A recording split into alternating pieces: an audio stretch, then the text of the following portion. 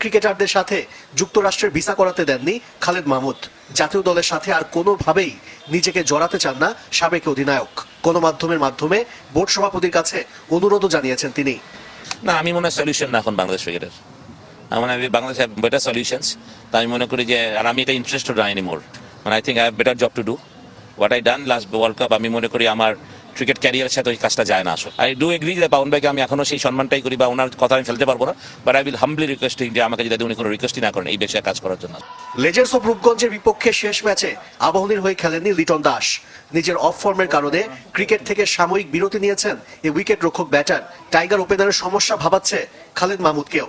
লিটনকে একজন টিমমেট হিসেবে গড়ে ওঠার পাশাপাশি ক্রিকেটে আরো মনোযোগী হবার পরামর্শ এই বোর্ড পরিচালকের।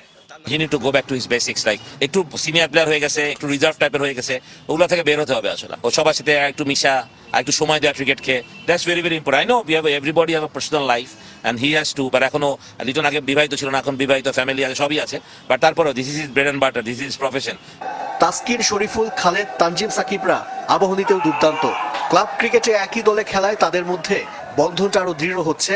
টি-20 বিশ্বকাপে যা সুফল পাবে বাংলাদেশ, বিশ্বাস খালেদ মাহমুদের। আশিক রুদ্র, চ্যানেল 24, ঢাকা। ঢাকা প্রিমিয়ার লিগের খবর। বৃষ্টির বাধা দিয়ে শেষ হলো ঈদের আগে প্রথম পর্ব। 3 ম্যাচই নিষ্পত্তি হয়েছে ডাকওয়ার্থ লুইস মেথডে। সুপার লিগের সমীকরণে ভালোভাবে টিকে রইল শাইনপুকুর ক্রিকেট ক্লাব। 80 রানে হারিয়েছে গাজী গ্রুপকে। রূপগঞ্জ টাইগার্স 31 রানে ব্রাদার্স ইউনিয়নকে, আর সিটি ক্লাব 2 উইকেটে হারিয়েছে পার্টেক্স স্পোর্টিং ক্লাবকে। সুপার লিগ সমীকরণ জমিয়ে তুলেছে শাইনপুকুর ক্রিকেট ক্লাব। টানা তৃতীয় জয়ে সেরা 6-এ থাকার সম্ভাবনা উজ্জ্বল। ষষ্ঠ জয়ের দিন হারিয়েছে গাজী গ্রুপ ক্রিকেটার্সকে। আরও একবার বৃষ্টির বাধায় নির্ধারিত জয় পরাজয়ের ব্যবধান। মিরপুরে টস হেরে ব্যাট করতে নেমে 8 উইকেটে 242 রানে থামে শাইনপুকুর। আর তার অবদান মূলত ইরফান শুক্কুরের। খালিদ হাসানকে নিয়ে পঞ্চম উইকেটে গড়েন 83 রানের জুটি। দুজনেই অর্ধশতক করেছেন। খালিদ 63-তে আর ইরফান ফিরেছেন 84 করে। ব্যাট হাতে রিশাদ হোসেনও ব্যর্থ, তবে বল হাতে সফল। নবীন পেসার নাহিদ রানার সাথে ধ্বংসযজ্ঞ চালিয়েছেন গাজী গ্রুপ ব্যাটিং লাইনে। বৃষ্টি বাধায় 1 রান কমেছে লক্ষ্য। 43 ওভারে 242 রানের টার্গেটে অল আউট 161 রানে। 4টি করে শিকার নাহিদ রানা ও রিশাদের। বিকেএসপির 2 ম্যাচ ছিল রেলিগেশন জোনের। ব্রাদার্স ইউনিয়নকে হারিয়ে 8 ম্যাচ পর প্রথম জয়ের দেখা পেল রূপগঞ্জ টাইগার্স। নিশ্চিত না হলেও আরো একটা মৌসুম টিকে থাকার আশা কিছুটা টিকে আছে। গোপীবাগের দলটির বোলিং তোপে মাত্র 149 রানে গুটিয়ে যায় টাইগার্স। বৃষ্টিতে টার্গেট কমে এসেছিল আরো 2 রান, কিন্তু সেই রানও করতে পারেনি ব্রাদার্স। অল আউট 116 রানে। এই জয়ও তলানিতে রেখেছে রূপগঞ্জ টাইগার্সকে, কেননা সিটি ক্লাবের কাছে হেরেও রান রেট বেড়েছে পার্টেক্সের। তবে সিটি ক্লাব কিছুটা স্বস্তিতে। বৃষ্টিতে 42 ওভারে নেমে আসা ম্যাচে পার্টেক্স তোলে 9 উইকেটে 208 রান। 210 রানের নতুন টার্গেট 2 বল আগেই টপকে যায় সিটি ক্লাব। রেজওয়ানুজ্জামান, চ্যানেল 24। দেখে নিতে চাই ঈদের ছুটির আগে নবম রাউন্ড শেষে ঢাকা প্রিমিয়ার লিগের পয়েন্ট টেবিলের সবশেষ অবস্থা। সুপার লিগের 6 দলের লড়াইয়ে এখন পর্যন্ত আছে 7টি ক্লাব। আবাহনী 9 জয়ে একমাত্র অপরাজিত দল। সুপার লিগ নিশ্চিত। শেখ জামাল এবং মোহামেডান 7 জয়ে 2 এবং 3 নম্বরে। শাইনপুকুর ক্রিকেট ক্লাব উঠে এসেছে সেরা 6-এ। প্রাইম ব্যাংকে টপকে গেছে। লেজেন্ডস অফ রূপগঞ্জ এবং গাজী গ্রুপ ক্রিকেটার্সও সেরা 6-এর লড়াইয়ে। এদিকে রেলিগেশন জোনের লড়াইও জমজমাট। সিটি ক্লাব এবং গাজী টায়ার্স একাডেমি 2 জয়ে 4 পয়েন্ট। পার্টেক্স এবং রূপগঞ্জ টাইগার্স 1 জয়ে 2 পয়েন্ট করে নিয়ে তলানিতে। এই যে আমার ব্যাংক আরএফএল গ্যাস স্টোভ, এর সায়েন্টিফিক নজল আর ব্রাশ বার্নার তাপকে সমানভাবে ছড়িয়ে খরচ বাঁচায় 25%। আরএফএল গ্যাস স্টোভ, নিরাপদ ও গ্যাস সাশ্রয়ী। ইউরোপিয়ান ফুটবলের খবর। শিরোপা জয়ের মিশনে টিকে থাকতে লিভারপুলের সামনে আজ কঠিন পরীক্ষা। ওল্ড ট্র্যাফোর্ডে ম্যান ইউর আতিথ্য নেবে অলরেডস।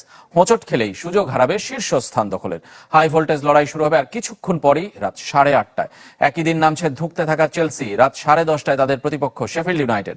আর নটিংহ্যামের বিপক্ষে জয়ে টটেনহ্যামের সুযোগ সেরা 4-এ ওঠার। সিরিয়ায় ভিন্ন ম্যাচে নামছে Juventus.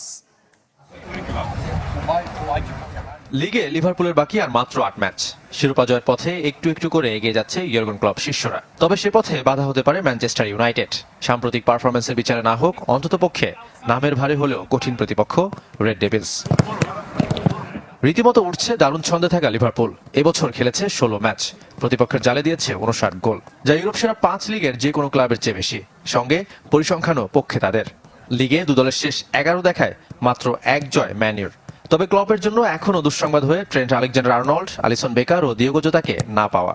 Yeah, but we became champion and it was obviously শিরোপা জিততে হলে সেরাদের মোকাবেলা করেই তা অর্জন করতে হয়। ম্যান ইউ কঠিন প্রতিপক্ষ, তবে আমরা প্রস্তুত। also time a tight race. শেষ ম্যাচে চেলসির বিপক্ষে ইনজুরি সময়ের গোলে হেরে আহত ম্যানিউ, যেই দুঃস্বপ্ন এখনো ভুলতে পারেনি এরিক টেন হাগ শিষ্যরা। পরের মৌসুমে চ্যাম্পিয়ন্স লিগে জায়গা করে নেওয়া প্রায় অসম্ভব রেড ডেভিলদের। তবে এফএ কাপের কোয়ার্টার ফাইনালে অলরেডদের বিপক্ষে জয়ে আত্মবিশ্বাস খুঁজছে স্বাগতিকরা। Victor Lindelof, Lisandro Martinez, Luke Shaw side লাইনে থাকলেও কাসেমিরো, রাফাল ভারানেকে পেতে পারেন Dutch tactician. By that moment already, I had the feeling we are dominating. এক জায়গায় থেমে থাকলে চলবে না, আমাদের খুব দ্রুত রিকভারি করতে হবে। ফুটবলাররাও পজিটিভ।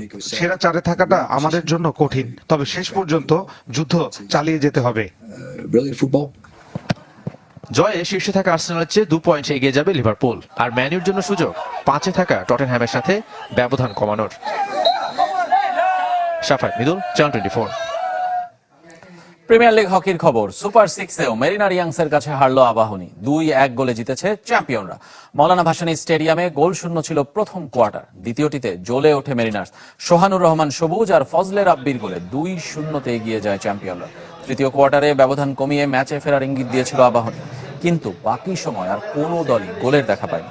ক্লাব কাপ ফাইনালের পর প্রিমিয়ার লিগের প্রথম রাউন্ড আর সুপার সিক্স টানা 3 মুখোমুখিতেই মেরিনার্সের কাছে হারলো আবাহনী। দিনের অন্য ম্যাচে পিছিয়ে পড়ে ইশরাত ইকতিদারের জোড়া গোলে অ্যাজাক্সকে 2-1 গোলে হারিয়েছে উষা ক্রীড়াচক্র। এদিকে সোমবার পুলিশ অ্যাজাক্স ম্যাচের পর ব্রেকারে হারিয়েছে মায়োরকাকে। টানা 6 ফাইনাল হারার পর জয়ের দেখা পেল বিলবাও, এবং সেটাও নাটকীয়ভাবে। 40 বছর পর জিতল শ্রেষ্ঠত্ব। এস্তাদিও দে কার্তুয়ায় 21 মিনিটে দানি রদ্রিগেজের গোলে বিলবাওয়ের বিপক্ষে লিড নেয় লিগে পয়েন্ট টেবিলের 15 নম্বরে থাকা মায়োরকা।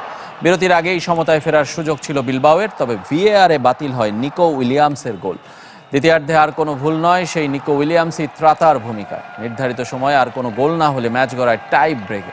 সেখানে মানু মর্লান্সের শট ফেরান বিলবাও গোলরক্ষক আজিরে জাবালা, আর লক্ষ্যভ্রষ্ট হয় নেমানিয়া রডনিকের শট। তাতেই 84 সালের পর প্রথম শিরোপার দেখা পায় স্পেনের চতুর্থ পুরাতন ক্লাব বিলবাও।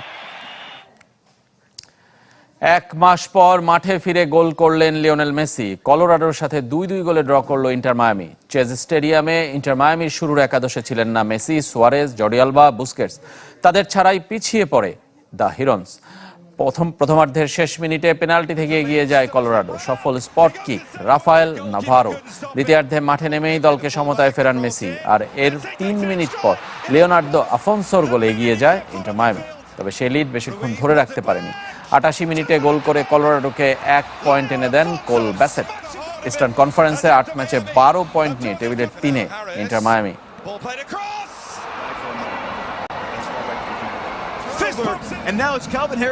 খবর জানাবো, অবশেষে জয়ের দেখা পেয়েছে মুম্বাই ইন্ডিয়ান্স। দিল্লি ক্যাপিটালসকে 29 রানে হারিয়েছে হার্দিক পান্ডিয়ার দল।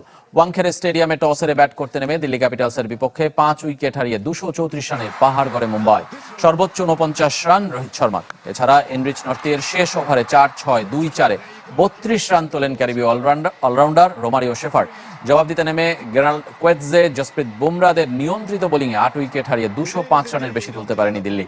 বৃথা যায় তৃস্তান স্ট্রাপসের 25 বলে 71 রানের হার না মানায় ইনিংস। 4 উইকেট নেন কোয়েৎজে। 3 ম্যাচ পর আসরে প্রথম জয়ের দেখা পেল মুম্বাই। 316 রান করে এখনো আসরের সর্বোচ্চ রান সংগ্রাহক বিরাট কোহলি, কিন্তু ধুঁকছে তার দল রয়্যাল চ্যালেঞ্জার্স বেঙ্গালুরু।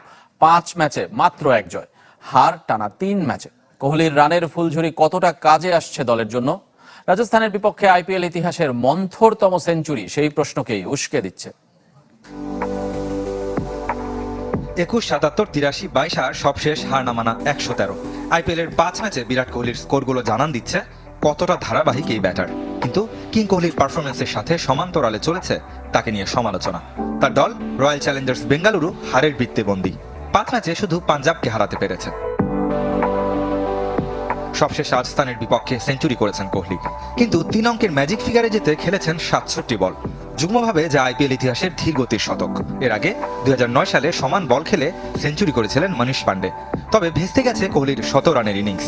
বাটলার, স্যামসনদের ব্যাটে সহজ জয় পেয়েছে রাজস্থান।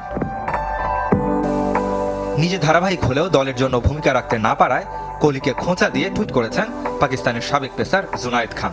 ধীরগতির সেঞ্চুরির জন্য অভিনন্দন জানিয়েছেন।